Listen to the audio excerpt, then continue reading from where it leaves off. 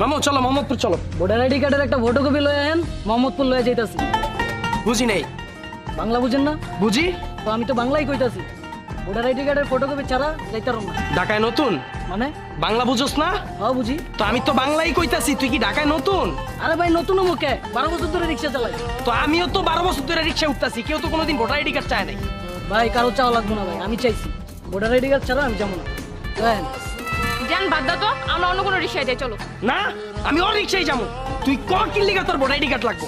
উপযুক্ত কারণ কো আমি ভোটার আইডি কার্ড নিয়ে আয়া তারপর তোর রিক্সায় যাবো। আর না কইতে বললেন ভাই তুমি কর। কেন ভাই মারবেন কেন? ভাই আজকে গরিব অসহায় রিক্সাওয়ালা দেখা জোর দেখাইতেছেন ভাই। ঠিক আছে ভাই মারেন, সমস্যা নাই, কিন্তু ভাই ভোটার আইডি কার্ড লাগবে, নাহলে যাবো না। তুই ভাই সকাল সকাল মেজাজটা 420 করে আলিস, কি লিগা তোর ভোটার আইডি কার্ড লাগবে এটা কর। ভাই আপনারা কি আমি চিনি? আপনারা তো আমি চিনি না ভাই।